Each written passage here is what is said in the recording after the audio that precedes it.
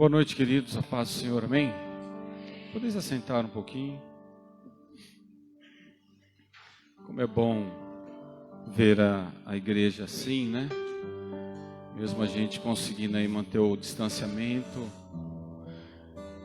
não é todos os membros que ainda estão participando fisicamente, né? Mas já podemos ver muitos rostinhos que nós estávamos com saudade. Que Deus abençoe vocês. Sejam bem-vindos novamente. E igreja é isso, né? Congregar tem que fazer bem. E como faz bem, pelo menos para mim como pastor, né? Tá vendo vocês fisicamente. A gente fazendo ali em casa, né? Por mais que a gente tenha essa tecnologia, nós sabemos que muitos estão nos acompanhando aí pelo Facebook, mas por mais que a gente tenha essa tecnologia, o calor humano ele é fundamental. E ainda que não podemos estar nos abraçando, nos agarrando, né? Que essa é a vontade, mas eu creio que em breve nós vamos conseguir, né? O tempo vai passando aí, eu creio que já as vacinas aí vão progredir e todos nós estaremos aí vacinados e aí vamos poder voltar, não na normalidade total, mas com certeza parcial, né? Congregar faz bem e é bom estarmos aqui. Deus abençoe a sua vida, muitos rostinhos aí que fazia tempo que eu não via e hoje eu estou vendo. Que Deus abençoe vocês. Amém? Semana que vem, querido, além do Dia das Mães, né? Nós estaremos sorteando uma BMW, né? Um fogão, uma frigideira, uma máquina de lavar. É brincadeira. Mas domingo que vem, não esqueça que é Dia das Mães, né? Dia das Mães todos os dias, né?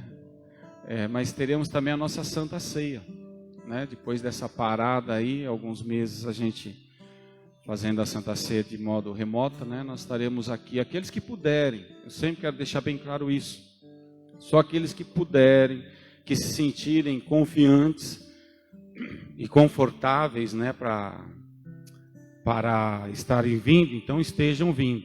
Aqueles que não sentem ainda seguros, confortáveis, continue aí de casa, louvando, adorando a Deus, que não tem problema nenhum, faz parte. Amém? Logo todos vão poder estar aqui também.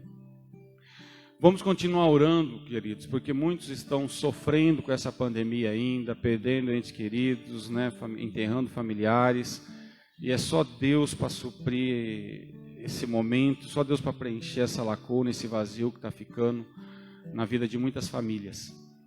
Vamos continuar orando pela nossa irmã Edileide, né, que está internada, entubada com Covid, uma irmã que nós amamos tanto, né? Eu lembro da Edileide, não tem como não ligar com a Irene Miotti, que são pessoas que congregam com nós aqui há mais de 20 anos, né? Então não tem como a gente não se sensibilizar e não estar empenhado em oração para ela vencer essa situação, né? Eu creio que Deus vai estar intervindo e logo nós vamos vê-la totalmente restaurada. O Pedro já deu a deixa aqui, né? Essa semana foi uma semana muito complicada para nós como igreja. Você sabe que o apóstolo Paulo, escrevendo aos Romanos, capítulo 9, na verdade capítulo 12, versículo 9, ele diz assim: o amor seja não fingido, aborrecei o mal e apegai-vos ao bem. Amai-vos cordialmente uns aos outros, preferindo-vos em honra. Alegrai-vos com os que se alegram e chorai com os que choram. Eu acho que isso é importante nas nossas vidas como igreja. Tem aqueles momentos de alegria que a gente tem que celebrar. Nós não somos concorrentes em nada, até porque nós somos singulares, somos únicos. Pelo amor de Deus, eu quero aproveitar essa deixa. Não se compare com ninguém, porque você não é ninguém, você é você. Você é uma obra-prima. Você é algo que Deus criou manufaturado. Você sabe que é manufaturado? É algo único. É como um tapete persa que eles vão fazendo, e o cara pode ter feito 100 mil, não vai ser igual.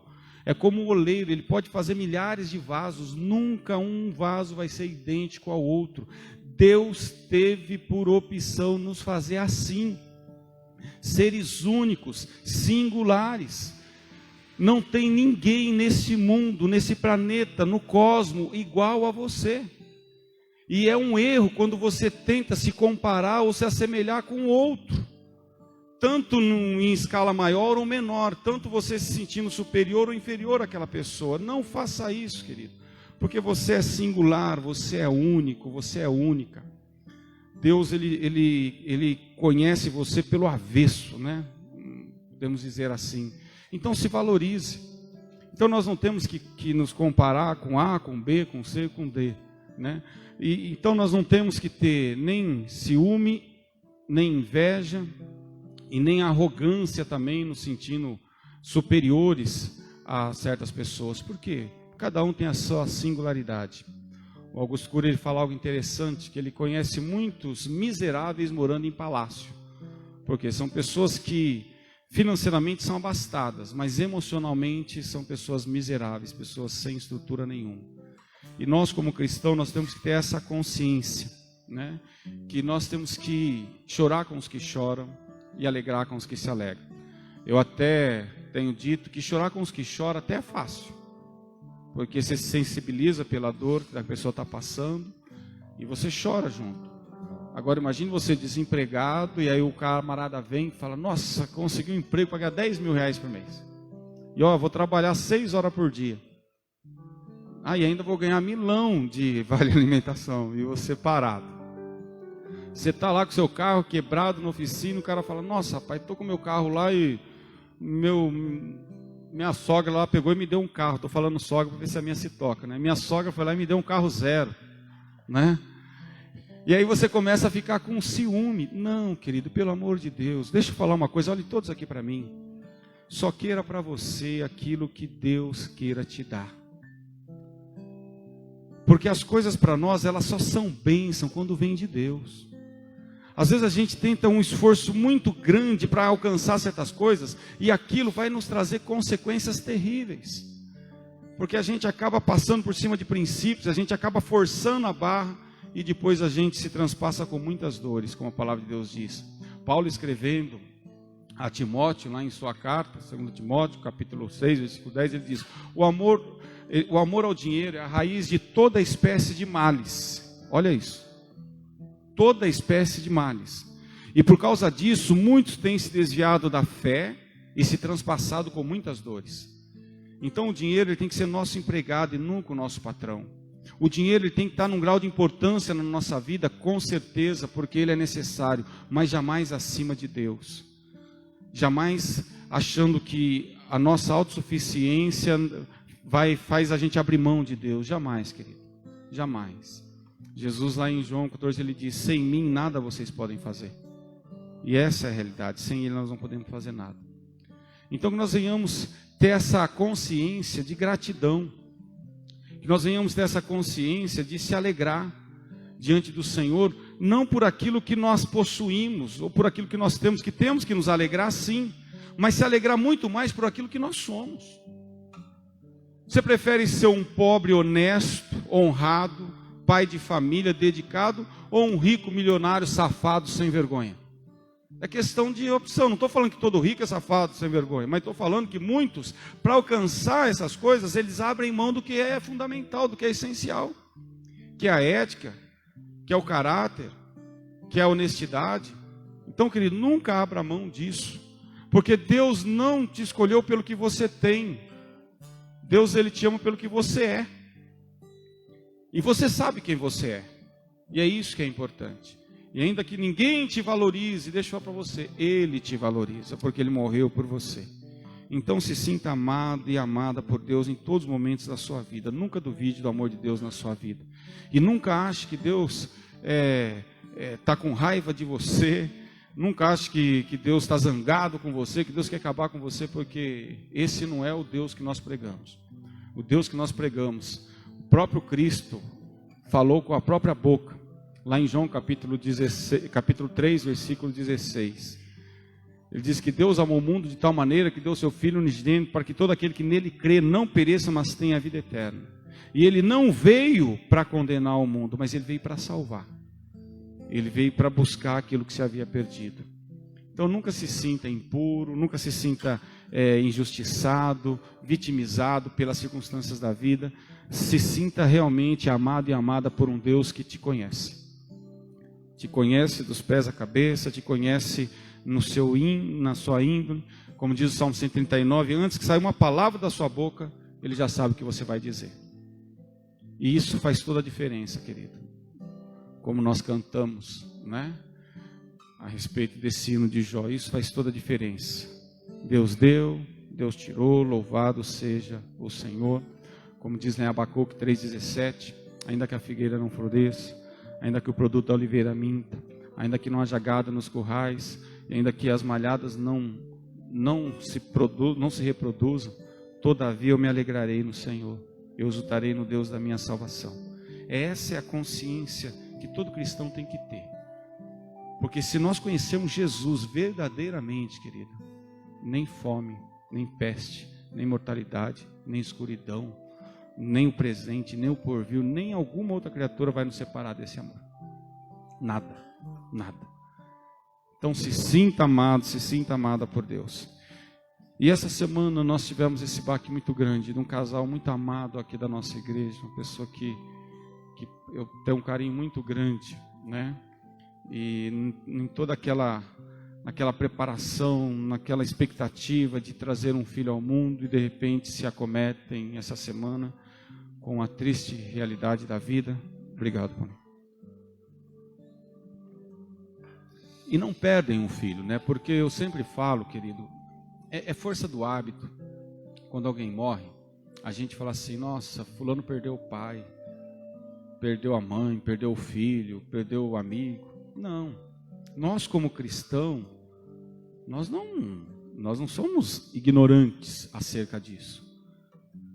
Porque, eu não sei se você já perdeu a carteira, a chave do carro, né? É nítido a gente ficar desesperado uma hora porque não sabe onde pôs. Aí você fica procurando. E você fica desesperado procurando porque você não sabe onde está. Se você soubesse onde está, você ia lá e pegava. Então, quando a gente perde alguma coisa, qual que é a realidade? Nós não sabemos onde aquilo está. Por isso que a gente fala que perdeu. Mas nós que cremos em Cristo, nós que temos nosso nome escrito no livro da vida, nós que sabemos para onde vamos, querido, nós não perdemos. A pessoa passa da morte para a vida. E o Arthurzinho está no colo do Pai, regozijando, alegrando, e um dia nós todos estaremos lá.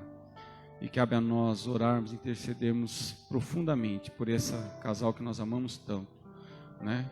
Que é o Luciano e a Patrícia. E eu creio que Deus, como o Pedro já falou, está confortando, está consolando, está carregando eles no colo nesse momento tão difícil. E cabe a nós como igreja orarmos e intercedermos por eles. E a vida é assim, querido. A vida continua. Mas eu creio num Deus que Ele é especialista em transformar a tragédia em triunfo. Eu olho para a Bíblia, eu só vejo situações, a princípio, que foram grandes tragédias, mas o final, Deus transformou em grandes triunfos, né? Então vamos ter essa fé, vamos ter essa esperança, vamos chorar, vamos se entristecer, vamos se angustiar, vamos até em muitos momentos, falar como Pedro falou, questionar. Deus conhece a nossa fragilidade, Ele sabe que nós somos assim mesmo, mas a hora que a consciência voltar, vamos, Deus deu, Deus tirou, louvado seja o Senhor. A figueira não floresceu, a oliveira não produziu, as ovelhas não se reproduziram, as vacas não estão mais dando leite, não estão nos currais, mas independente de qualquer coisa, eu continuo amando a Deus, Ele continua sendo meu Deus, eu continuo adorando. Essa tem que ser a nossa consciência. Amém? Nas suas orações, interceda por esse casal que nós amamos tanto. Então, domingo que vem temos aí a Santa Ceia, às 19 horas. Tá bom, querido? Vamos colocar em pé. Queria ler um texto com vocês. Bom, estou vendo ali a Raquel, né? Que tinha mudado para aquela cidade que tem 12 shopping, 13 aeroportos, né? Ficava só fazendo escala de avião, voltou para Bauru, está aí conosco de novo. E hoje vocês perceberam que a igreja deu uma enchida de novo, que a família Leão voltou, né? Eles estavam no safari lá na África, né? Voltaram, já estão tudo aí. Que Deus abençoe vocês grandemente. Amém? Queria ler um texto que é lá em Mateus, capítulo número 9. Você que nos acompanha da sua casa também, que Deus abençoe grandemente a sua vida.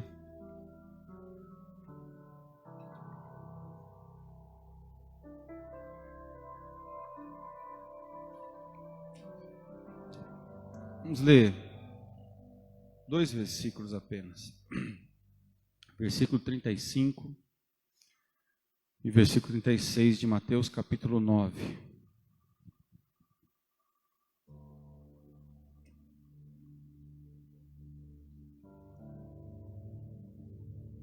Amém, queridos? Mateus capítulo 9, versículo 35 e 36.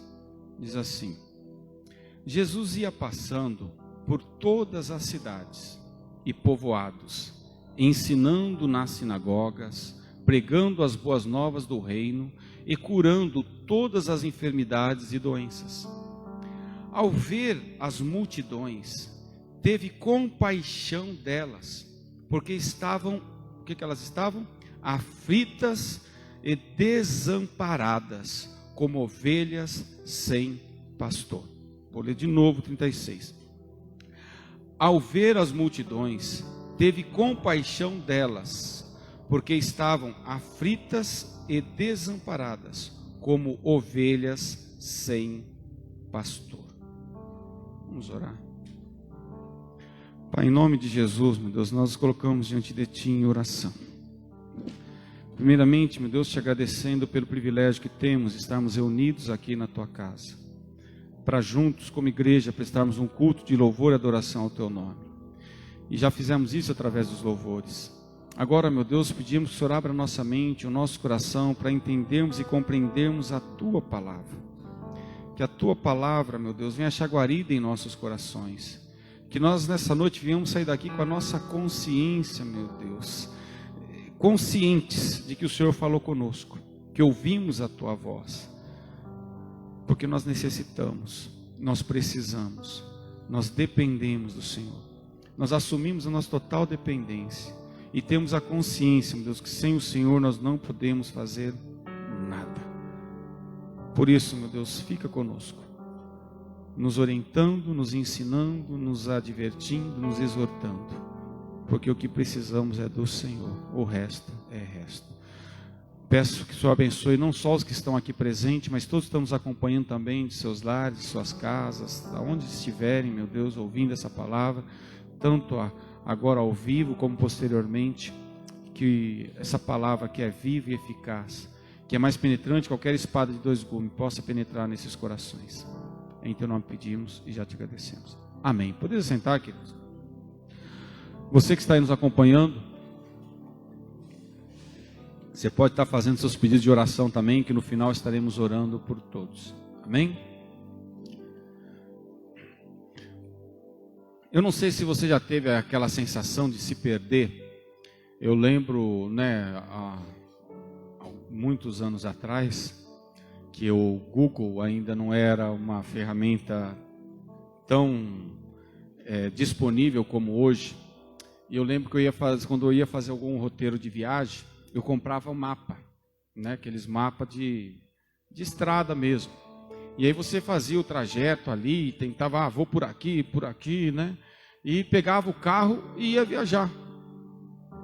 Mas era nítido que muitas das vezes você se perdia, entrava num trevo errado, não observava muito bem uma placa e se perdia.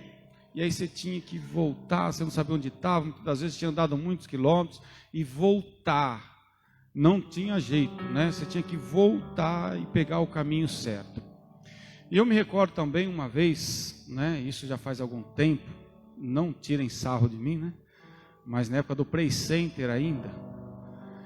E eu lembro que eu com os amigos nós marcamos uma excursão, sabe aquela excursãozinha nítida de 1º de agosto em Bauru, Eu creio que muitos aqui fizeram essa excursão de ir para o Play Center no 1º de agosto. E aí nós em três, eu e mais 2 amigos, falamos, vamos, beleza, confirmamos. No dia de ir, os 2 roeram a corda. E eu já tinha pagado e já estava falando, eu vou. E eu não conhecia ninguém no ônibus. É lógico, né, que todas as meninas do ônibus tentaram me seduzir, né, tentaram, mas eu não dei bola, porque eu sabia que tinha uma varoa já preparada para mim, né, eu estou aqui brincando. Mas eu lembro que eu cheguei lá, né, e eu fiquei, sabe, aquele cachorrinho olhando para os lados assim, sem saber, né, já tinha experiência com outros entretenimento, né, entretenimento maravilhosos, né, com o Circo Anaí, né, com o Parque do Vitinho. Então eu tinha muita experiência já nessa coisa gostosa de brinquedos. Aí eu vou lá, pego uma fila, vai no nítido, no carrinho de trombada. Não fui no carrossel não, hein? No carrossel não fui. Mas vai lá numa montanha-russa. E aí, querido, eu tive a insensatez de querer entrar no labirinto. Num labirinto que tinha lá, né? Cheio de espelho, coisa. Meu Deus do céu, eu cheguei um tempo que eu já estava querendo chorar. Já tinha orado, já tinha falado com Deus, que já estava dando a hora do ônibus ir embora. E eu não saía daquele labirinto. Que sensação horrível, horrível, horrível. E acho que foi, não lembro muito bem, mas acho que já estava fechando o parque mesmo. E aí o cara me tirou de lá, mas a situação estava feia. Mas que sensação horrível, essa sensação de estar perdido. Você não saber onde é a saída, você está ali sem norte, sem ninguém conhecido, sem referência. É horrível isso. É uma sensação que aqueles que já passaram sabem o que eu estou falando. É terrível. E o que eu entendo aqui nesse texto é algo extremamente semelhante. Primeiro nós temos que entender algumas características. Jesus ele está aqui andando com seus discípulos, está curando, pregando o evangelho, fazendo milagres, mas Jesus ele tá conduído, ele está extremamente cheio de compaixão, porque ele está vendo a carência, a necessidade nítida das pessoas. Ele está vendo que as pessoas estão meio sem rumo. Você sabe que a Bíblia ela nos compara como ovelhas. Jesus é o bom pastor, como nós vemos em João capítulo 10, ele é a porta das ovelhas, né? Ele é o bom pastor e nós somos ovelhas. Mas é importante nós entendermos que ele não nos assemelhou com um leão, ele não nos assemelhou com um gado, ele não nos assemelhou com um elefante, não, ele falou que nós éramos como ovelhas. Porque você sabe que a ovelha, ela é um animal que ela não é autossuficiente. Uma cabra montanhesa, ela se vira sozinha no deserto. Até o bode ele consegue se virar sozinho. A zebra se vira, o elefante se vira, o leão se vira, mas a ovelha não. A ovelha ela é extremamente dependente do pastor. A ovelha ela não tem uma boa visão. Vocês sabiam disso? A ovelha ela não enxerga de longe. Ela tem aquela sensação de ver vulto, então ela não consegue distinguir um predador. Então o leão pode estar se aproximando dela, o urso pode estar se aproximando dela, e ela não percebe para ela sair correndo, diferente de outros animais que têm uma boa visão, e eles vê que o predador está se aproximando, eles saem correndo. A ovelha, ela tem uma carência muito grande em relação às suas narinas.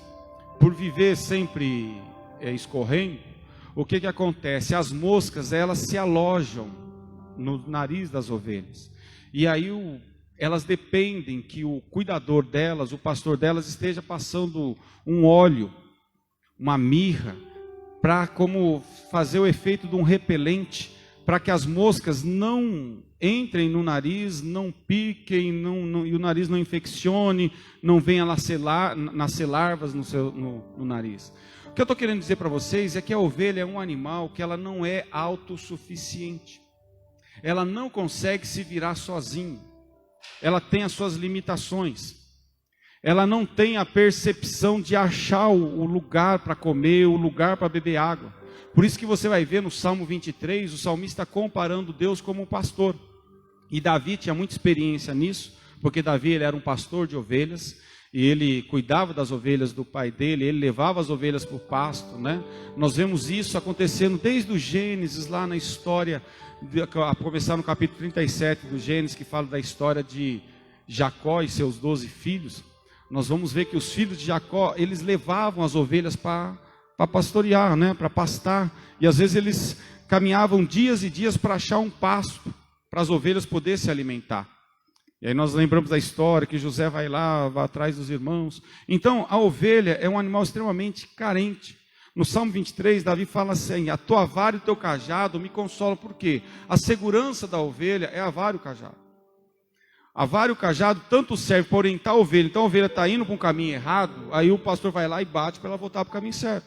O cajado, aquele que parece um gancho de guarda-chuva, né? Que tem um cabo de guarda-chuva que tem uma curva numa das extremidades. E aí ele pega a ovelha está indo para cair no penhasco, no desfiladeiro, ele vai lá e puxa a ovelha para ela não cair. Então, a vara e o cajado também serviam para repelir as bestas e as feras, os lobos, os animais que eram predadores de ovelhas. Então, a carência da ovelha, a dependência da ovelha do pastor, ela é total. Ela não é nem parcial. Ela precisa do pastor para levar ela para se alimentar. Ela precisa do pastor para levar ela para tomar água. Ela precisa do pastor para passar o líquido, né, a mirra, no nariz, para que ela não venha a ter moscas. Ela precisa do pastor para curar as feridas, porque ela andando também, ela se enrosca. O pelo dela faz com que os arbustos, faça com que ela tenha alguns cortes, espinhos. Então ela precisava de cuidados. Ela não é autossuficiente para se cuidar. Então a ovelha é um animal extremamente dependente. Sozinha ela não vive, ela morre. Sozinha ela morre. Ela não tem autonomia nenhuma para enfrentar nenhum predador. Ela não consegue. Então ela dependia, a exemplo de Davi, que defendeu a ovelha, né, matando um leão e um urso que tinha atacado as ovelhas do seu pai. Por que eu estou falando tudo isso? Porque se Jesus nos compara com ovelhas, se a primeira coisa que nós temos que entender nessa noite é que não dá para andar sozinho, não dá para se sentir autossuficiente, não dá para bater no peito e falar eu posso, eu consigo, eu faço. Não dá para falar, vou vender o meu celeiro, como aquele homem, né, que Jesus falou, vou demolir, vou derrubar tudo e vou construir um maior ainda. O que é que Jesus fala? Louco, essa noite pedirão a tua alma e tudo o que você tem, para quem ficará? Não dá para agir de uma maneira ignorante, como lá Tiago capítulo 3 fala, no versículo 15, quando ele diz o que é a vida do homem? É como um vapor, que hoje aparece e amanhã se vai. Então, em vez de você ficar falando, vou vender, vou comprar, vou mudar, vou para outro lugar, você tinha que falar, se Deus quiser, se Deus permitir, se for da vontade de Deus, eu vou fazer isso, isso e isso. Porque sozinho eu não consigo. João capítulo 15, Jesus deixa bem claro, eu sou a videira verdadeira e vós sois os ramos. Se vós estiveres em mim, minhas palavras estiverem em vós, vocês vão dar fruto. Mas se vocês não estiverem ligados em mim, nada vocês podem fazer. E é nada.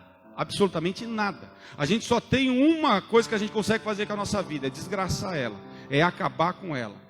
É por isso que quando a gente tem essa percepção de autossuficiência, a gente vai se afastando de Deus. A gente vai achando que Deus é um objeto a ser usado. É um brinco, é um colar, é um adorno, não é uma necessidade como a água. É algo para ser usado quando a gente bem entende. Não, querido. A primeira consciência que a gente tem que ter é que sem Ele nós não podemos fazer nada. Porque nessa insensatez de buscarmos fazer as coisas do nosso jeito, a gente acaba com tudo. A gente acaba com a saúde, já começa por aí.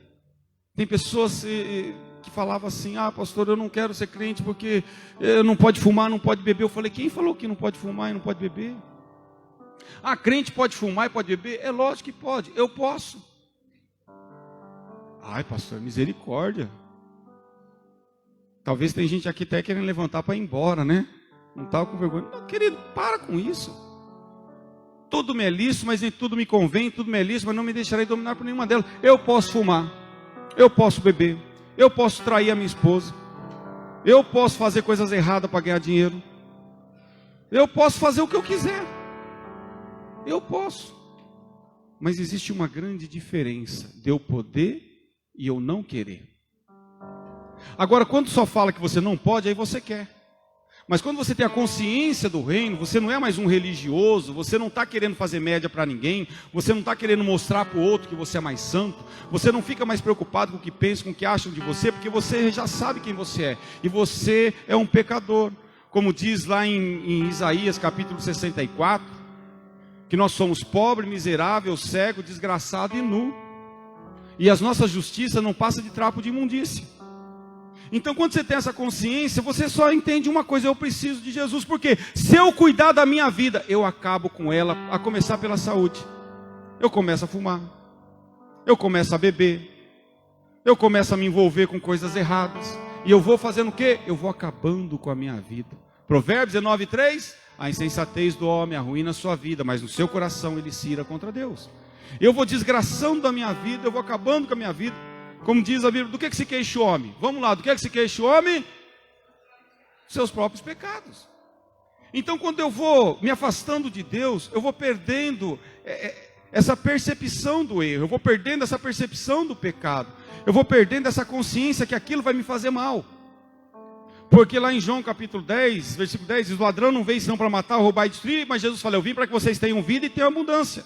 E eu estou falando para vocês que não é que vocês não podem fumar, não é que vocês não podem beber, é que se vocês não tiverem limitações, se vocês não se controlarem, isso pode acabar com a saúde de vocês. Se vocês não manterem um relacionamento saudável, se você achar que a sua vida se pode fazer dela, você vai trazer muitas consequências para a sua vida. Então essa é a primeira consciência que a gente tem que ter, querido. Não dá para a gente ser dono da nossa própria vida. Coríntios, capítulo 3, versículo 15, diz assim: e ele morreu por todos, para que os que vivam, não vivam mais para si, mas vivam para aqueles que por ele morreu e ressuscitou. João 8,32, conhecereis a verdade? João 8,36, se o Filho vos libertar, verdadeiramente sereis livres. Nós éramos escravos. As drogas, a bebida, a promiscuidade, o sexo, a ganância, o ciúme, a inveja, a contenda, a arrogância, o orgulho, tudo tomava conta de nós. Por quê? Porque nós éramos donos do nosso próprio nariz. Nós conduzíamos a nossa vida como nós bem entendíamos. Eu quero fumar, eu fumo, ninguém manda em mim. Eu lembro, muitas vezes indo na cadeia pregar o evangelho, às vezes eu brinco que eu tenho mais tempo de cadeia que muito preso. Agora o Daniel, acho que já passou do meu tempo de cadeia já, Daniel Valdir. Mas eu lembro que eu chegava lá e eu deixava isso bem claro para os presos. Falava: sabe por que vocês estão aqui? Porque vocês são dono do nariz de vocês. E eu judiava, viu, Flavião?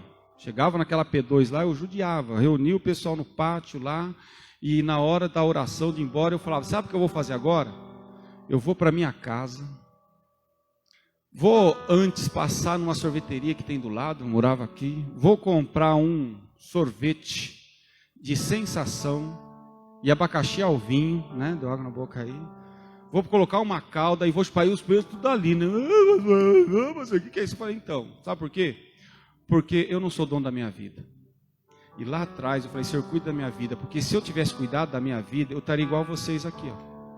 Eu vou para minha casa hoje e vou deitar e dormir com a minha esposa. Você vai dormir com mais 16 presos aí do seu lado. Você não pode nem virar. E eu lembro que a época que eu peguei lá era terrível. Eu tinha 4 camas do lado, 4 do outro, e ainda mais 4 no chão lá, 12, às vezes virava, ficava 16 numa cela que era para 4. Agora, por que vocês estão aqui? Porque um dia vocês bateram no peito e a mãe falou: não faz isso. O pai falou: não faz isso. Ou alguém deu o conselho: não entra nessa vida. Eu sou dono do meu nariz, vocês não mandam em mim. Quem manda na minha vida sou eu. Você já ouviu isso daí? Quem manda na minha vida sou eu. Eu falo aqui para todo mundo ouvir: quem manda na minha vida não sou eu, é Ele. É Ele que manda. Porque eu não sei discernir nada, querido. Eu não sei discernir um palmo na minha frente. Eu não sei, talvez uma coisa que eu acho que é boa para mim, de repente Ele sabe que não é. Eu não tenho uma bola de cristal, eu não sou um vidente para passar a mão ali e ver o meu futuro, não. Então o que eu faço? Eu entrego o meu caminho ao Senhor. Eu confio nele e o mais Ele faz. Por quê? Por que eu faço isso? Porque eu não sou leão. Eu sou ovelha. Eu sou alguém carente. Eu sou alguém que não é autossuficiente. Pelo contrário, eu sou alguém extremamente dependente. Eu preciso da graça, eu preciso do perdão, eu preciso da misericórdia, eu preciso do refrigério na alma. Eu preciso de momentos de paz, por quê? Porque tem hora que a ansiedade vai tomando conta. Eu sei que aqui não tem ninguém ansioso, mas vocês sabiam que de vez em quando eu fico ansioso? Não fala para ninguém, viu? Nem você que está na internet. Tem vezes que eu não durmo preocupado.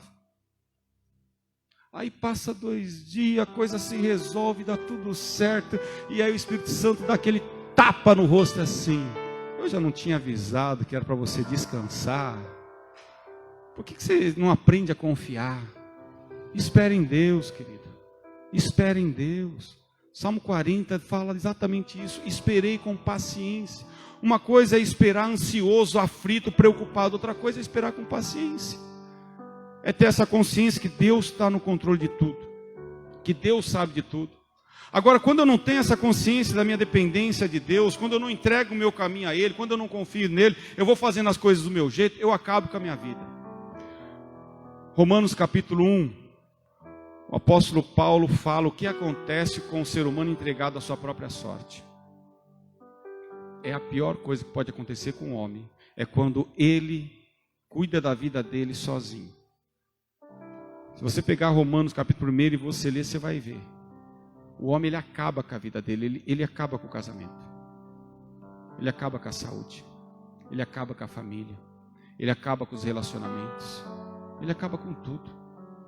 Ele volta ao estágio de um miserável na sarjeta. Ele pode ter achado que construiu o mundo, mas perdeu a alma, perdeu a família, perdeu a esposa, perdeu os filhos, perdeu a casa, perdeu o aconchego do lar, perdeu tudo. Não vale a pena, querido. Nunca vamos ter essa insensatez de achar que a gente sozinho consegue. Não, nós dependemos, nós precisamos dessa água. Jesus falou, quem beber dessa água nunca mais terá sede, mas essa água, como dá, você sempre vai ter sede. Você pode se encher de dinheiro hoje, amanhã você vai querer mais. Você pode ter uma mulher hoje, amanhã você vai querer ter 2. Você pode estar com o marido hoje, amanhã você vai querer ter outro. E assim vai indo. Não sacia. O mundo é uma sede insaciável. O mundo jaz do maligno. O mundo jaz do maligno. A Bíblia deixa bem claro isso. O sistema que direciona o mundo não é o sistema teocrático, não é o sistema que Deus governa, não, é o diabo. Você acha que o que predomina mais, a justiça ou a injustiça? É nítido. Você acha que o que está predominando mais hoje? O ódio ou o amor? É nítido que é o ódio. Ou nós somos o povo da contracultura, ou nós somos aquele que nada contra a correnteza, ou a gente deixa a vida nos levar. E vida leva eu, e ela leva. E aí ela vai te distanciando de Deus, querido. Só que deixa eu falar uma coisa para você, lindinho, lindinha. Eu falo lindinho aqui com algumas exceções, que tem uns aqui que não dá para falar, tá bom? Lindinhas eu falo para todas. Nada pessoal contra você, viu, Riaco? Mas lindinho e lindinha, deixa eu deixar uma coisa bem clara para você. Você não está aqui porque você é bonzinho. Você não está aqui porque Jesus gostou dos seus olhinhos. Você não está aqui porque você sempre obedeceu o pai e a mãe. Você não é que nem o pastor Levi que amarrou bombinha no rabo do gato quando era pequeno, né? Você nunca fez uma maldade, você nunca matou um passarinho. Eu já matei vários e comi. Me arrependo hoje, mas já foi. Então você pode achar que você está aqui por seu mérito. Não está. Deixa eu deixar uma coisa bem clara para você. Todos pecaram e destituídos estão da glória de Deus. Você só está aqui porque Deus te ama, porque Ele te escolheu, porque Ele resolveu que você ia ser dele, que Ele queria levar você para morar com Ele na eternidade. Então se você já pescou, deixa eu falar uma coisa para você, querido. Você hoje não é o pescador, você é o peixe. E sabe quem te pescou? Foi o anzol da graça. Foi Jesus com o Espírito Santo que te laçou, e você agora está fisgado. E você pode até lutar para não entrar no barco. Você pode até fazer igual o peixe, brigando lá, um tucunaré bravo, pula da água e vai para lá. Ai, que saudade, vontade que deu de pescar agora, viu? Aí você vai para lá e vai, e corre, e vai, sim, ó. Mas ó, o pescador ele só vai fazendo assim, ó. Vai puxando, vai puxando. Ah, querido, que você volta para a casa do Pai, volta. Pode ser gemendo, pode ser doendo, pode ser com algumas percas, mas que Ele não vai te perder para o diabo, Ele não vai. Que Ele não vai entregar você de mão beijada para o mundo, Ele não vai, porque Ele te ama. Porque Ele te ama. Então todos nós estamos fisgados nessa graça, nesse amor incondicional desse Deus que nos ama. Mas a grande questão aqui é que quando a gente vai vivendo com os nossos próprios desejos, com a nossa própria vaidade, do nosso próprio jeito, a gente vai desgraçando a nossa vida. A gente vai criando um abismo após o outro, como diz Salmo 42:7. Um abismo chama outro abismo. E você, para resolver uma coisa, você faz outra pior. Lembram de Davi, quando ele pecou, praticou um adultério com Betseba? Ele quis dar um jeitinho na situação. Só tem um jeito quando a gente erra, é se humilhar, se arrepender e pedir perdão. Mas às vezes a gente erra e quer fazer de outro jeito. Foi como Davi quis fazer. O que ele fez? Ele adulterou, se relacionou sexualmente com a mulher de um dos seus soldados que estava na guerra. Essa mulher ficou grávida e ele, para dar um jeito nisso, ele manda chamar o marido da guerra e fala: vai passar uns dias de folga com a sua esposa. Para quê? Para o marido se relacionar com a esposa e achar que o filho era dele. Mas o marido, ele tinha caráter e integridade. Ele falou: não, como que eu vou me relacionar com a minha esposa, sendo que os meus amigos, os meus irmãos estão lá na guerra e não tem esse privilégio? Por que eu vou ter esse privilégio? Não vou. E dormiu para o lado de fora da casa. E aí Davi, tentando tampar a besteira que ele fez, tentando resolver o problema que ele tinha criado, ele tem uma outra estratégia agora. Ele fala: só tem um jeito. Se ela ficar viúva, eu posso trazer ela para morar comigo. Ninguém vai ficar sabendo. E o filho vai ser meu mesmo. E pronto. Mas um abismo chama outro abismo. Agora um homem que tinha nas suas costas um adultério, agora além do adultério ele tem um homicídio.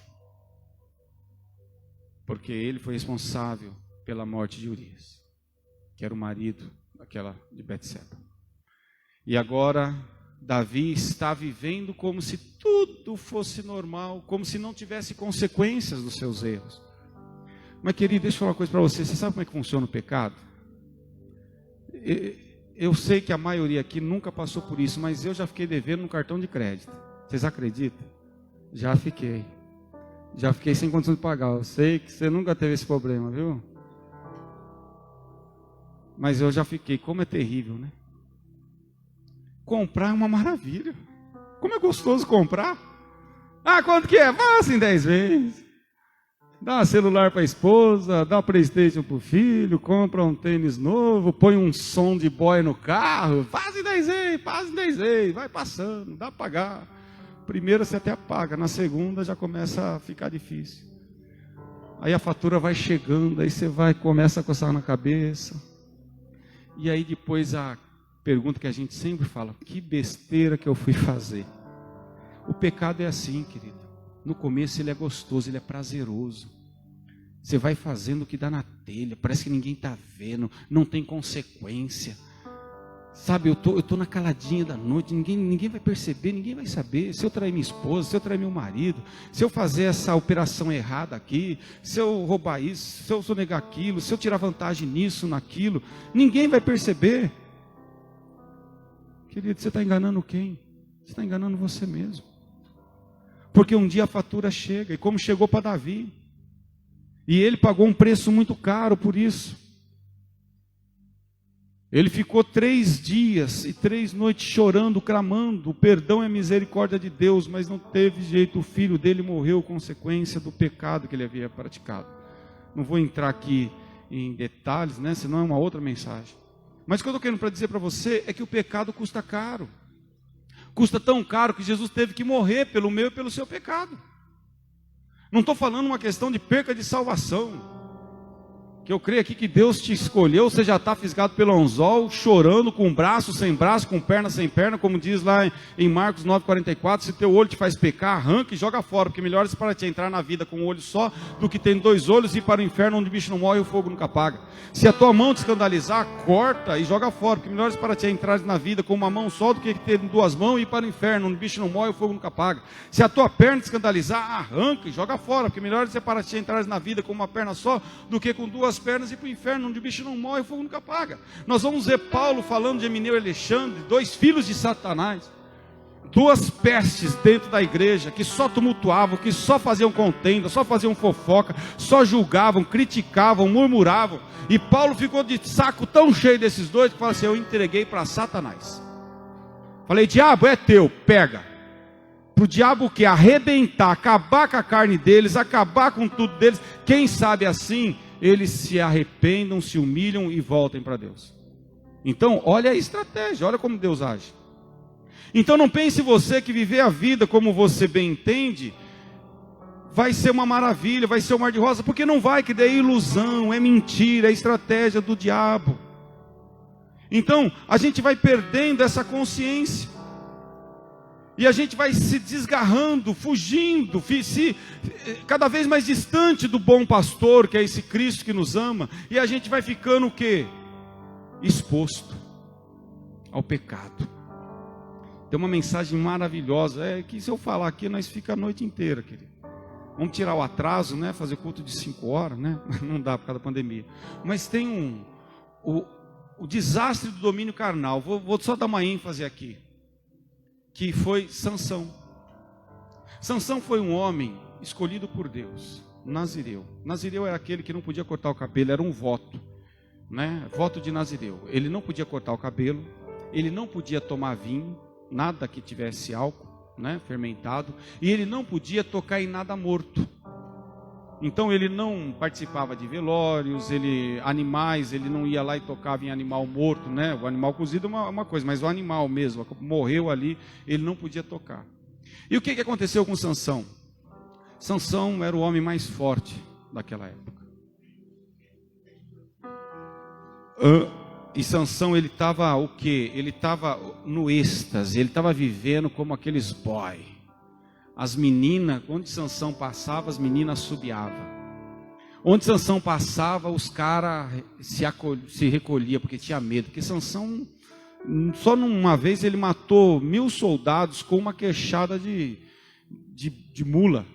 Pegou um osso lá da perna da mula, lá que estava ressecado lá, e começou a dar nos caras lá. E os caras com espada, com escudo, ele matou 1000 soldados dos filisteus. Então Sansão é um cara que todo mundo respeitava, todo mundo tinha medo. Sansão, ele tinha uma responsabilidade, ele foi escolhido por Deus para ser juiz.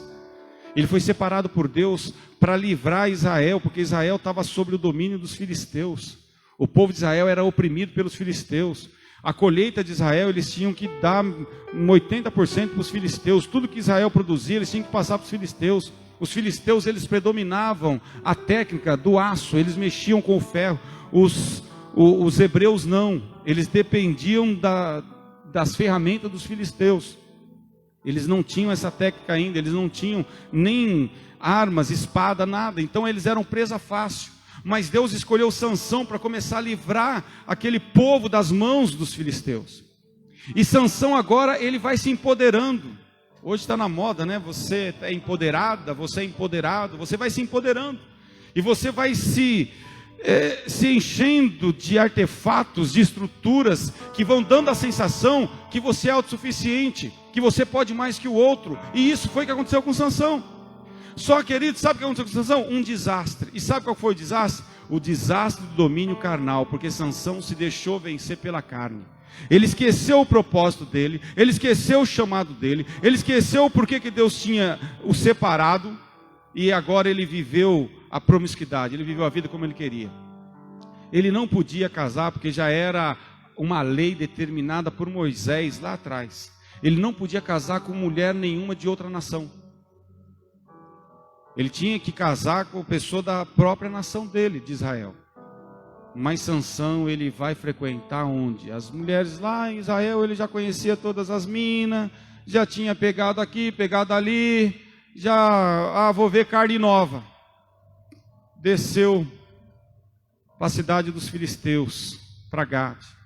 E ali ele começa a se envolver com as prostitutas, até que ele encontra uma tal de Dalila, que faz ele subir nas paredes. Foi dali que surgiu o Homem-Aranha, né? Ele sobe nas paredes com Dalila. E agora ele está lá, se usufruindo com Dalila. Sansão, ele quebra princípios que ele não devia ter quebrado. Ele começa a participar de festas, e nessas festas ele começa a fazer o quê? Beber vinho. Vocês não estão vendo aqui? É vinho branco isso aqui, tá? Vocês não vendo. Ele começa a beber vinho. Mas ele não podia beber. Aí ele fica embriagado. Aí ele perde a consciência, a noção, a razão. E aí ele começa a fazer brincadeiras, a se envolver em jogatinas, a fazer disputas. E agora ele faz o quê? Ele faz apostas com aqueles homens. Ele está agora, ele era rei, ele era juiz, ele tinha obrigação de se manter sóbrio. Mas Sansão não faz isso. Ele se embebeda. Sansão, ele está andando, ele vê um leão morto e ele vê um favo de mel. As abelhas ali, elas resolveram fazer uma colmeia bem no corpo do leão. E Sansão vai lá, vê aquele animal morto, enfia a mão, pega aquele favo de mel e come. Sansão se relaciona sexualmente com Dalila, ao ponto dele querer casar. E os pais falando: você não pode casar com ninguém dos filisteus, você sabe que você é um nazireu separado por Deus. A vida é minha, eu sou dono do meu nariz, eu faço o que eu quero. E todos nós conhecemos a história de Sansão, querido.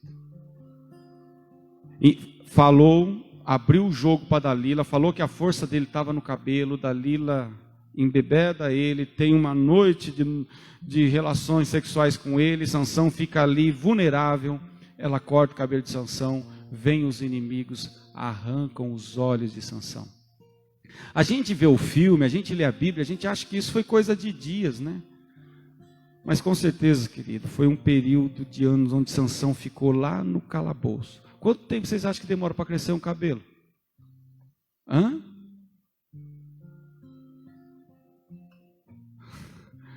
A Amandinha está ali, ó. Outro dia ela fez, né? Se você quiser cortar o cabelo, a Amanda pode dar um trato. Mas há 5 anos atrás, a Amanda resolveu dar um trato no cabelo dela. E ela mesma cortou o cabelo. Ó, agora que chegou, faz 5 anos. A gente vê que, a gente acha que Sansão, ele entrou naquele calabouço, porque sabe o que aconteceu com Sansão? Ele foi jogado num calabouço, aonde tinha um moinho. O moinho é uma roda muito grande e pesada, com vários paus assim, onde eles colocavam o trigo. E aí, esses prisioneiros acorrentados, eles ficavam andando igual aqueles burros, aqueles cavalos, em volta daquele moinho, movendo aquela pedra para moer o trigo. Sansão ficou anos nisso, sem enxergar. Os olhos deles foram arrancados, sofrendo amargamente. Você acha que Sansão teve quanto tempo de prazer? Quanto tempo você acha que ele viveu na promiscuidade? Olha o preço que ele pagou. Então, um homem que tinha tudo para dar certo, um homem que foi escolhido por Deus, separado por Deus para ser juiz, para ter uma vida plena, uma vida de abundância, teve uma vida desgraçada. Por quê? Achou que poderia agir da sua maneira. Então, quando a gente se deixa dominar pela carne, a gente perde o desejo de viver. A gente vai se deprimindo tanto, porque a vida vai dando tudo errado. Vai dando tudo errado. Você perde o casamento, a esposa vai embora, o marido vai embora, os filhos não conversam com você. Você vai se isolando, se isolando, se isolando, se isolando. Os amigos do trabalho já não é mais a mesma coisa. E você vai cada vez mais se enfiando num buraco. Aí você entra na bebida, entra na promiscuidade. Você vai querendo preencher essa lacuna, esse vazio. E aí você vai perdendo tudo. Perde o casamento, perde a esposa, perde os filhos, perde a casa, perde os amigos. Perde tudo. Por quê? Porque você simplesmente achou que poderia andar sozinho num mundo caído, num mundo onde o pecado domina. E essa é a história. Essa é a realidade da maioria das pessoas hoje. Elas estão desse jeito. Jesus olhando para a humanidade hoje ele vê que as pessoas estão aflitas e desamparadas, como ovelhas sem pastor. E o que eu quero te desafiar hoje é você fazer uma escolha. Que tipo de vida você quer viver? Você quer viver uma vida onde você manda nela? Onde você age por impulso? Onde você dá ênfase a todos os seus desejos carnais? A todas as suas emoções infames? Como eu falei domingo passado a respeito de Salomão, que teve tudo, possuiu tudo, mas no final ele viu que só foi vaidade, só foi dor de cabeça, só foi sofrimento. Será que você quer continuar nessa grande ilusão de achar que sozinho você consegue? De achar que Jesus é só um amuleto para você usar no dia de sexta-feira 13, para a bruxa não chegar na sua casa? Você acha que Jesus é uma fitinha de um terço que você coloca e faz uma campanha para resolver um problema financeiro que você está vivendo naquele momento? Para, querido. Jesus tem que ser o teu respirar. Jesus tem que ser a sua água todos os dias. Ou você entende e abre mão da sua autossuficiência e se coloca nessa dependência de Deus, ou você vai acabar com a sua vida. Você vai se esborrachar. Não estou falando que você vai ficar perdido, não. Porque Ele te ama tanto que Ele vai te buscar. Jesus conta a história em Lucas capítulo 15. A parábola da ovelha perdida, da dracma perdida e do filho pródigo. E a ovelha, que ele tem uma grande diferença aqui. Pastor, mas por que Jesus, por que o pai não foi atrás do filho? Porque o filho quis ser autossuficiente. O filho que falou para o pai, não quero mais, eu quero fazer a vida do meu jeito. Nós temos o livre-arbítrio. Agora, a ovelha não. Jesus conta a história de um pastor que todos os dias levava a ovelha para pastar. E aí, à noite, no final da tarde, ele recolhia as ovelhas do pasto e levava para o aprisco. O aprisco eu quero o quê? Para o curral, para o lugar onde ele colocava as ovelhas lá dentro, fechava, para elas não ficar sujeitas à noite e as bestas feras invadir lá e comer as ovelhas. E esse pastor, o que ele fazia? Todos os dias, pegava de manhã, levava aquelas ovelhas, elas comiam, elas bebiam, à tarde ele trazia, colocava ela no curral, e ele contava, ele tinha 100. E ele contava, 1, 2, 3, 4, 5. Eu vou contar aqui, vai estar faltando um monte também, viu? 1, 2, 3, 4, 5. E aí ele percebeu que tinha 99, mas ele tinha 100. Ele falou, está faltando uma. Sabe o que ele falou? Sozinha ela não consegue. Ela vai morrer. Ele largou as 99 lá fechadinha, foi lá e buscou aquela ovelha. Chegou lá, ela estava toda machucada, caída, com fome, com sede, sem força. Ele pegou ela, colocou nos ombros, trouxe ela para casa. Cuidou das feridas, deu comida, deu água e colocou ela de volta no aprisco. Deixa eu falar uma coisa para você. Talvez você é essa ovelhinha que achou que dava para dar um rolezinho. Sabe aquela coisa? Vou dar um rolezinho, só vou sair um pouquinho, só vou me afastar um pouquinho, depois eu volto. Mas o inimigo tem cegado, o inimigo te aprisionou tanto que agora você tem tanta culpa, tanto remorso, tanto sentimento de culpa, de coisas que você fez que não deveria ter feito, que você acha que Deus não te quer mais. Querido, deixa eu falar uma coisa para você. Deus te ama de uma forma incondicional. E Ele não tem prazer em ver ninguém sofrendo. Ele não tem prazer em ver as ovelhas assim, aflitas e desamparadas. O texto diz, e ao ver as multidões, teve compaixão delas. Jesus não tem prazer em ver ninguém sofrendo. Ainda que foi escolhas erradas, ainda que foi você mesmo que trouxe isso para você, mas Ele tem prazer em perdoar, Ele tem prazer em te amar. Jesus, Ele entrando na cidade de Naim, ele viu uma mulher chorando, porque o filho único dela, ela era viúva, e o filho único dela, que era o sustento dela, ela ia ter que virar uma andarilha, porque não tinha INSS, né? Não tinha governo, não tinha ajuda de custo para nada. Ela sabia que ela estava fadada à morte, ela sabia que ela estava fadada a mendigar. Além de ter já perdido o marido, agora perde o filho. E Jesus viu o choro daquela mulher, Jesus viu o coração dilacerado daquela mulher, e o texto diz que Jesus teve compaixão dela e ressuscitou o filho dela. Jesus está caminhando e ele se depara, vem ao encontro dele 10 leprosos, que eram pessoas excluídas, pessoas que viviam fora do muro da cidade. Jesus, vendo esses leprosos, teve compaixão deles, eles clamando: Senhor, tem de misericórdia, tem de misericórdia. Jesus teve compaixão e curou aqueles leprosos.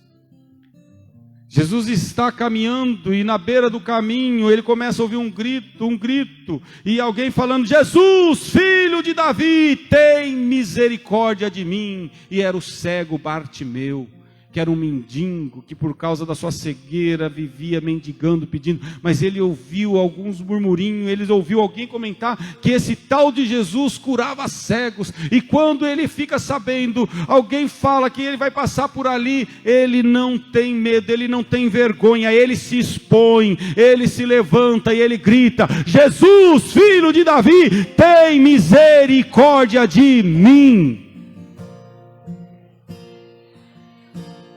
Mas todos têm que reconhecer, porque não é por força, não é por violência. É só quando eu reconheço a minha total dependência de Deus, que eu me submeto ao senhorio dele e falo: Senhor, tem misericórdia de mim, porque sozinho eu sou um desastre. Onde estaria eu se não for o Senhor? Foi por compaixão que Jesus curou os leprosos, foi por compaixão que Jesus ressuscitou Lázaro, foi por compaixão que Jesus alimentou aquelas 2 multidões que estavam famintas, precisando de pão. O que eu estou querendo para dizer para você é que você serve um Deus que tem compaixão. Foi por compaixão que ele perdoou aquela mulher adúltera. Lembra quando todos queriam condená-la, quando todos queriam tacar pedra nela? Ele era o único que podia tacar pedra, mas ele escolheu perdoar. Então, querido, pelo amor de Deus, você não está servindo aqui um arrogante, você não está servindo um ditador, você não está aqui servindo um Deus porque você tem medo para o inferno. Não, você está servindo um Deus que te ama de uma forma incondicional, que tem compaixão da sua vida, que não tem prazer em te ver sofrendo, que não tem prazer em te ver aflito, que não tem prazer em ver você desesperado, que não tem prazer vendo você perder o seu casamento, perdendo seus filhos, perdendo seu emprego, perdendo a sua saúde, acabando com as suas finanças, se enfiando na bebida, nas drogas. Não, ele não tem prazer, porque ele não veio para isso. Ele veio para te dar vida e vida com abundância. Mas você decide. Ou você decide, abre mão, desce do salto e fala: Jesus, tem misericórdia de mim. Ou tenta levar. Vai se rebentando, vai se rebentando, vai se rebentando. O que eu estou querendo que você entenda é que você é essa ovelha, querido. E esse sentimento hoje ele é nítido. Você pode estar no meio de uma multidão, mas a sensação de estar sozinho, ela é grande. Você está na sua casa, você tem televisão, você tem tudo, mas aquele sentimento que parece que você está sozinho, toma conta da sua vida. Medo vai tomando conta da sua vida. Culpa vai tomando conta da sua vida. Mas deixa eu falar uma coisa para você. Não importa o quanto se você se distanciou, não importa o quanto você se afastou, não importa o quanto você se envolveu no lamaçal do pecado, Ele é esse Deus que tira o homem do monturo e coloca no meio dos príncipes. Ele é esse Deus que o salmista diz: esperei com paciência no Senhor, Ele se inclinou para mim, tirou-me de um lamaçal horrível, de um charco de lodo, colocou os meus pés sobre uma rocha, firmou os meus passos. Ele é esse Deus que te ama de uma forma incondicional. Foi por compaixão que Ele salvou, que Ele restaurou, que Ele curou, que Ele libertou, que Ele expulsou demônios. E foi por compaixão, para mim e você não ir para o inferno, que Ele foi para a cruz. Ele morreu no meu e no seu lugar. Por quê? Porque Ele teve compaixão de nós. Querido, pelo amor de Deus, vamos entender que ser humano é o que Deus tem de mais valioso aqui nessa terra. E nós como igreja, nós como cristão, nós somos todos garimpeiros. Você sabe que o garimpeiro, ele não produz o ouro. Ele limpa o ouro. Ele vai tirando as pedras, vai removendo a terra, ele vai até ele pegar o ouro. É isso que eu e você temos que fazer. Existem muitas pessoas aí precisando de ajuda. Existem muitas pessoas aflitas, sofrendo.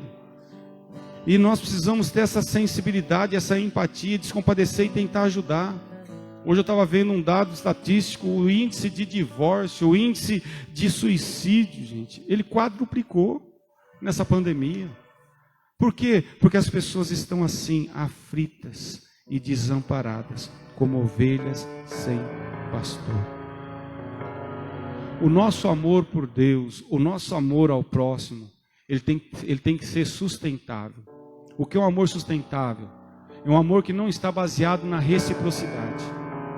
Porque quando eu amo meu cônjuge, esperando ser amado por ele também, e isso não acontece, o meu amor vai se esfriando. Quando eu faço o bem para alguém, esperando esse alguém também fazer o bem para mim, eu estou fazendo uma barganha, eu estou fazendo uma troca. Por isso que o nosso amor ele tem que ser sustentável, ele tem que estar em bases sólidas.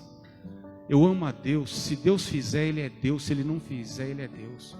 Eu amo a minha esposa, não é porque ela é linda, ela é bonita, ela é perfeita, ela cuida bem dos meus filhos, ela cuida bem da casa, ela é uma mulher direita, ela é única, é exclusiva. Não. Eu amo ela porque eu escolhi amar. E se amanhã ela tiver um Alzheimer e não saber quem eu sou, eu sei quem ela é. E ela é alguém que eu escolhi amar. E eu tenho que amar. A gente está perdendo essa consciência. A gente está deixando as frustrações. A gente está deixando as decepções. Por quê? Porque a gente está gerando expectativa em pessoas. Pessoas são falhas. Pessoas são ovelhas que não têm autossuficiência. Pessoas são imperfeitas. Ou a gente entende que perfeito é só Ele, e dele, por Ele, para Ele são todas as coisas. Ou a gente vai viver frustrado todos os dias, porque eu amo, mas também quero ser amado. Não, Jesus amou e foi odiado. Jesus amou aqueles que perseguiram Ele. Jesus amou até o fim. O Judas que o traiu, o Pedro que o negou, o Tomé que duvidou, o Tiago e o João que saiu correndo. Jesus não amava com uma forma condicional. Ele amava porque Ele escolheu amar. Ele não me ama porque eu sou bonzinho. Ele não me ama porque eu sou perfeito. Ele não me ama porque eu não fumo, não bebo, não jogo. Não, Ele me ama porque Ele escolheu me amar. E se eu fosse o maníaco do parque, se eu fosse o pior homem dessa terra, se eu fosse o pior estuprador desse mundo, e se Ele tivesse escolhido me amar, Ele continuaria me amando até o fim. Quando essa consciência entra na minha mente, querido, não tem mais religiosidade, não tem mais preconceito, não tem mais apontar do dedo, não tem mais acusação contra ninguém, porque eu sei que o próprio Deus me ama. É por isso que o nosso amor tem que ser sustentável, é na palavra, na integridade, no caráter, na ética. Porque se for na reciprocidade, querido, nós só vamos ter motivo para separar. Nós só vamos ter motivo para nos angustiar. As nossas expectativas, elas vão se frustrando cada vez mais. A gente vai se frustrando com o cônjuge. A gente chega ao ponto de se frustrar tanto com o filho. E a hora que a gente tenta dar uma lição de moral no filho, né? E a gente presencia isso direto, o que o filho fala? Eu não pedi para nascer. É um tapa que ele está dando no cara do pai, na cara da mãe. Por quê? Porque a gente tem esse amor que não é sustentável, é esse amor superficial, é esse amor de matéria, é esse amor de toque, é esse amor palpável. Não, querido. Você tem que amar, porque Jesus falou que você tem que amar. E você tem que amar no padrão que Ele te ensinou a amar. E é por isso que nós amamos o órfão, a viúva, o necessitado, a prostituta, o ladrão. Ah, pastor, mas nós não tem que querer tocar fogo neles? Não. Não, nós temos que amar. Por quê? Porque são todos ovelhas desagarradas, desamparadas, aflitas e desesperadas, para que o pastor as reencontre. Amém? Você pode curvar sua cabeça onde você está, querer fazer uma oração por você. Aí onde você está, não queremos constranger ninguém, não queremos expor ninguém, por isso eu peço que todos fechem os olhos, né? Aqueles que puderem, faça a sua oração com Deus. Mas aí onde você está, querido, você só está aqui porque Jesus te ama, você só está aqui porque Jesus morreu por você. E eu queria te desafiar hoje a você assumir esse papel de dependência de Jesus, a você abandonar a sua autossuficiência e falar: Jesus, a partir de hoje não vivo mais eu, mas eu quero que o Senhor viva em mim. Eu não quero mais tomar as minhas decisões, eu não quero mais agir por impulso, eu não quero mais agir na emoção, eu quero agir na tua razão, eu quero agir naquilo que o Senhor pode me orientar. Eu queria te desafiar, querido, a você assumir, para você, para os anjos, para o demônio, para todo mundo saber que a partir de hoje, a sua vida não é mais sua. Você está entregando ela para Jesus, falando: Jesus, cuida dela, porque eu sou incapaz para cuidar. Aí onde você está, levante uma de suas mãos, todos com os olhos fechados. Levante uma de suas mãos. Aí onde você está, isso, fique assim. E se você se sente uma ovelha desgarrada, se você se sente que você é essa ovelha que se afastou, que está longe e está precisando voltar, também levante uma das suas mãos. Ah, querido, é isso que Deus quer, é isso que Deus espera, que você assuma a sua dependência dEle.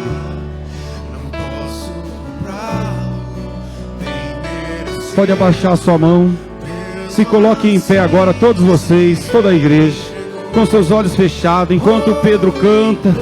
Coloque a mão no seu coração e deixa eu falar uma coisa para você: só existe uma oração que Deus ouve, só uma, é a sincera.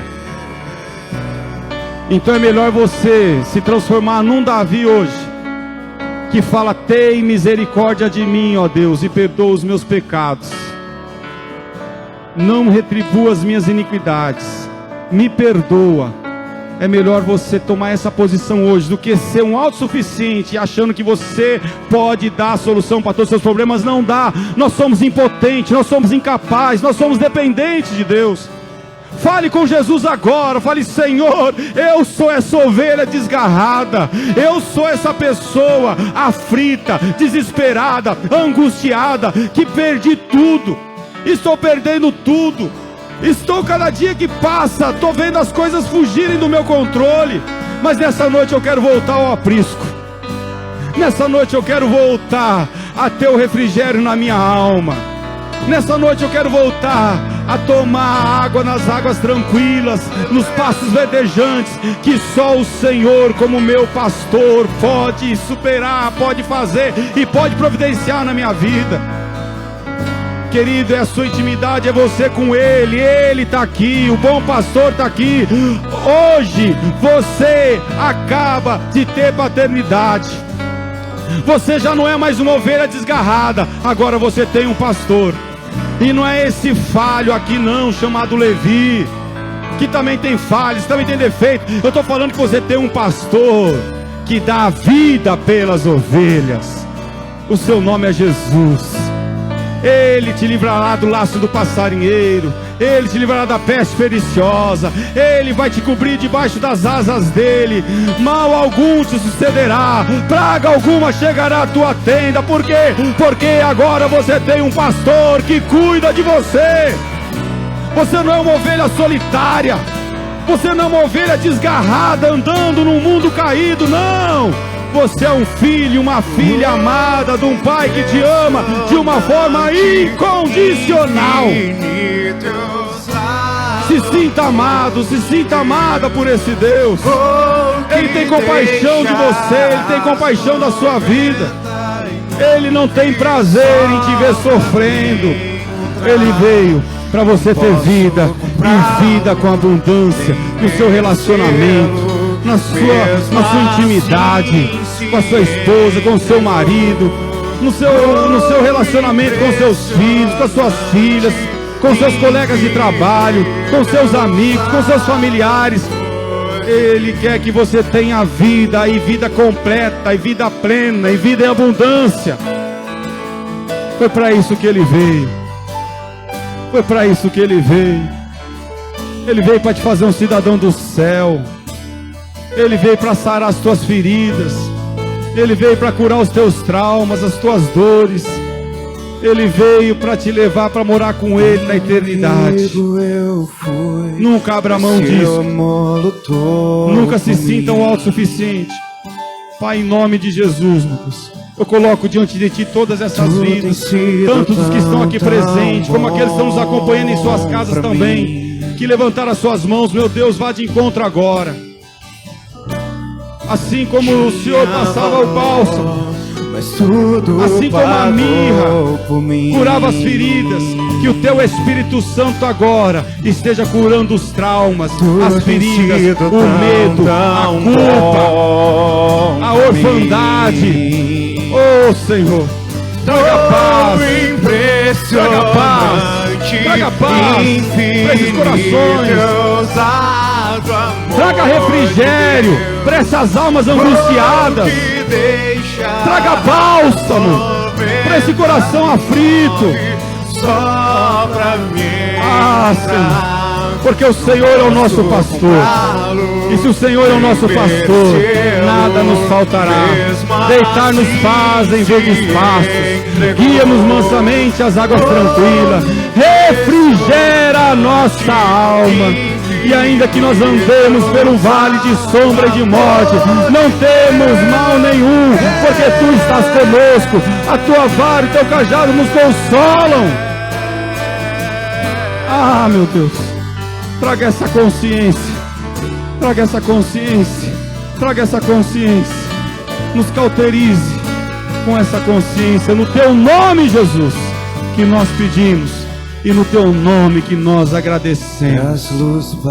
Nós não somos órfãos, nós não somos ovelhas sem pastor, não. Nós temos um pastor que nos ama, que cuida de nós, que entende que sozinhos nós não podemos fazer nada. Mentiras pra me encontrar. Cante, igreja. Sim, Jesus.